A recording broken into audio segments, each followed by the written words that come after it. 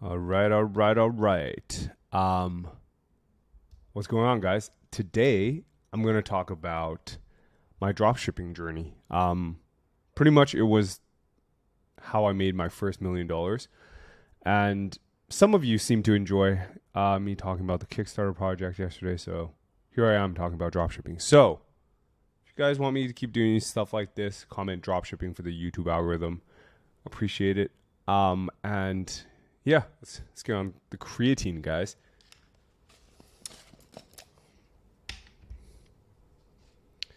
Unfortunately, won't be able to make it out to the summit or the conference today, but it is what it is. Here we go.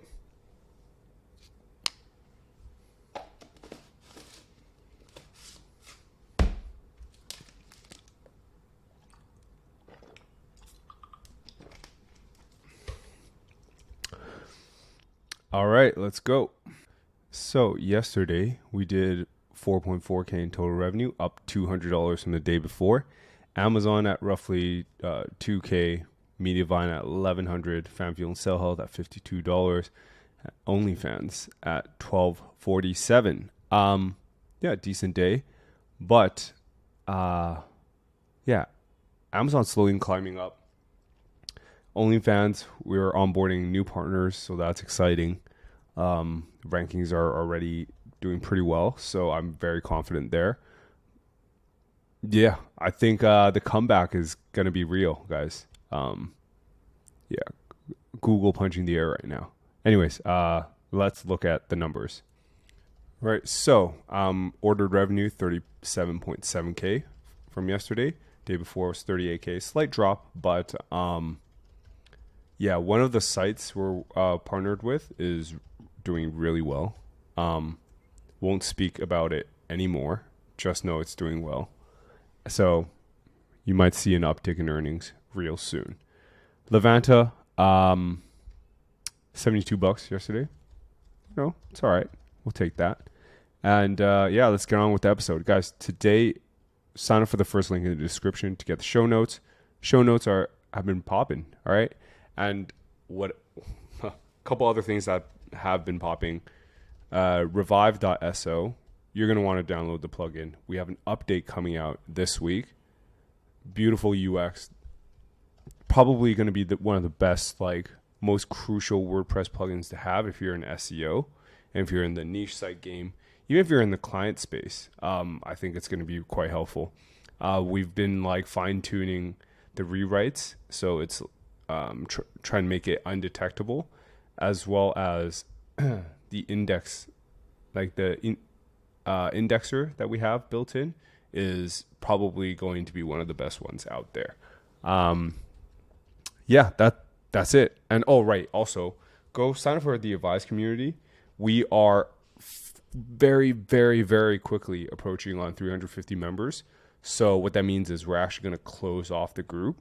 And the next time someone's able to join it's going to be by invite only. Plus, it will be based off of whoever is the most qualified in the group. So pretty much, we're only allowing people to come in once someone leaves.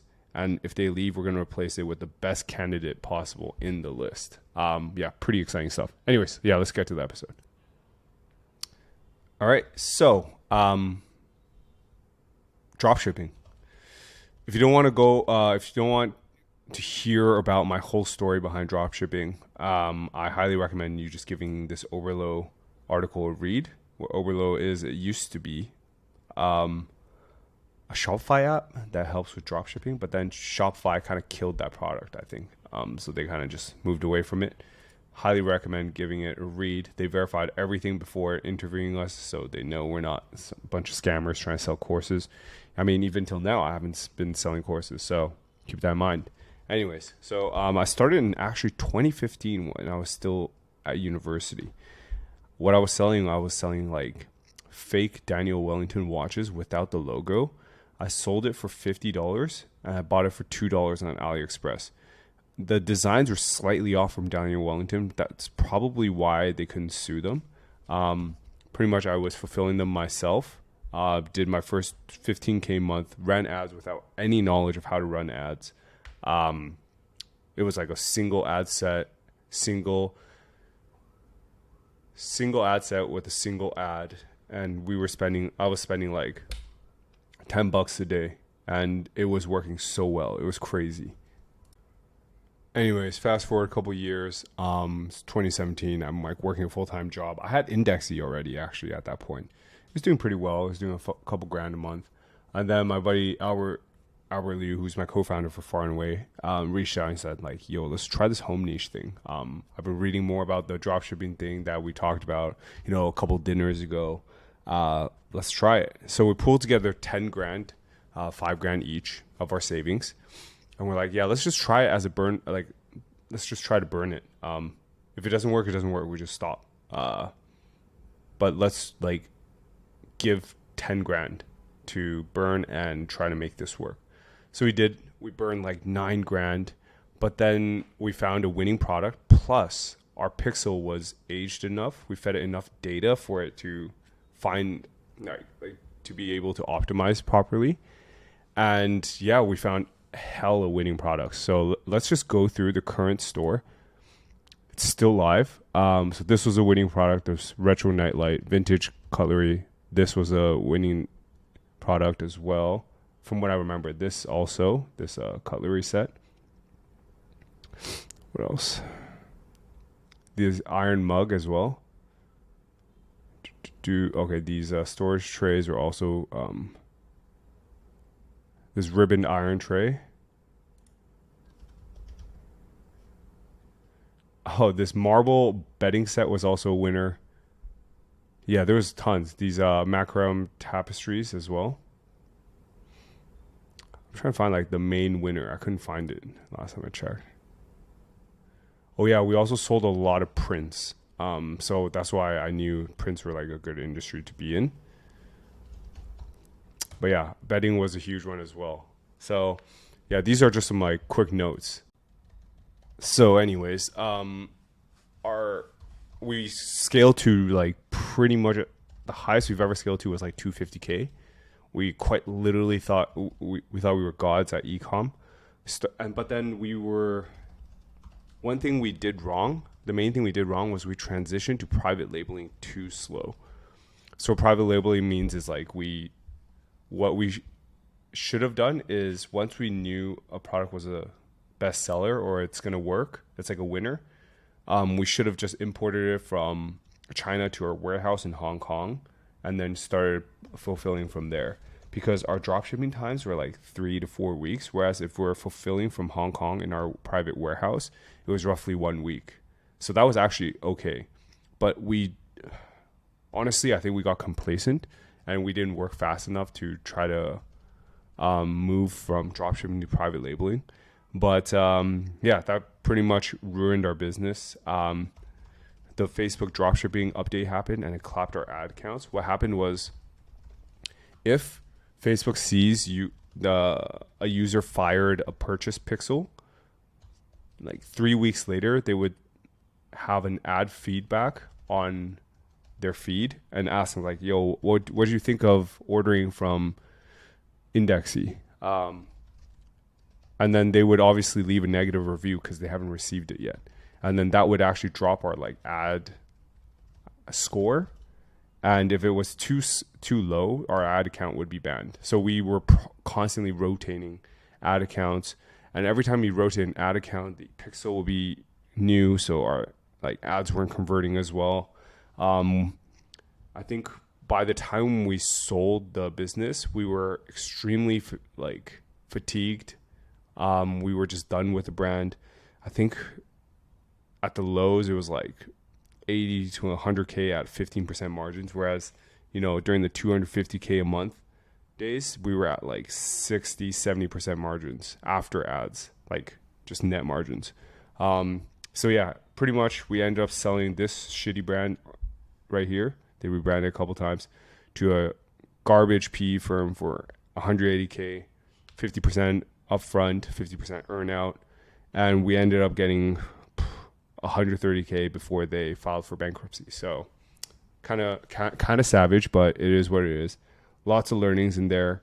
But if it wasn't for this dropshipping store, we wouldn't have I don't know, had our starting capital, and we wouldn't have known that home decor was a huge industry, then we wouldn't have started Far and Away, so on and so forth. So massive learning experience, but that's pretty much the story, guys. I hope that was interesting to listen to. I've tried many other different types of business models. If you guys want me to keep talking about it, why not, right? And yeah, let's answer some questions from the day before. All right, not too many questions, so I'll probably blast through this. Kickstarter, that was great. Definitely do more business topics, more videos on running agency, ops, etc. Sounds good. For a partnership site, let's say DA60. I don't even know what DA means anymore. I don't have a very good finger on the pulse with DA. How long would you expect it to take until the first sale? I guess you mean affiliate sale, especially if you're doing Scarsdale supplements. Well, to give you a sense, on a DR60 supplement site, could probably do it in like 2 days. Really interesting Kickstarter story. Thank you. Wise man once said, "Humble yourself, or life will do it for you." Kickstarter. Thanks, I guess. Super valuable. Thank you. Vague but valuable nonetheless. Thanks for your contributions, dude. Cheers from the island. Appreciate it. Thanks, man. Yeah, you can't really go into detail as much with like a 5-minute video. Trying my best though. I tried more today because I saw your comment last night. That was business goal. Thank you for interest in UK investments up to 250k have significant investor tax benefits. Thank you for answering my question. If you have a template of email to reach out to Rank and Rents, I sent 250 word email to 10 clients and get a response. Please talk about how to do it the right way. Also, what price to do average Rank and Rent to sell. Abanov, 250 words is way too fucking long. Word count should be like 50, maybe even less. Abanov, if you want me to grill your copy live on an episode like this, send it to me on Twitter and I'll literally write it for you. Where do you learn all this stuff, Jackie? I learned by doing. I've never taken a course before. I've always just like figured it out. Good timing on Kickstarter content. I have a prospect in the niche. Amazing. Yeah, pretty interesting to hear more. Interested to hear more interesting topics to not cover the same things over again. Appreciate that you referred people to your past videos in order to avoid this. Trying my best, man. It's hard because 150 episodes, right? And to make references, shit's tough. Because I do enjoy hearing about online businesses. Gives me ideas. Thank you. What's the state of your traffic? Stagnation, rise, fall. It was very low last couple weeks, but we're on the rise right now. We have a major project not online relating, needing funding. It sounds random, but I've been awarded a project from the government for a solar power plant in North Africa. It's one of the largest in the world, but need funding. I mean, we're looking. Thought and mention. I know it sounds like the scam email as I typed it, but it's not. I don't even know what to do with that information. Are you trying to raise funding for something? But if you're awarded a project from the government, why would you need funding? You can just take that to the bank. Kickstarter, thanks for the comments, guys. Really appreciate it. And that is it, guys. Thanks. And exciting news for you guys tomorrow. So stay tuned, and I'll keep you guys posted, and see you guys tomorrow.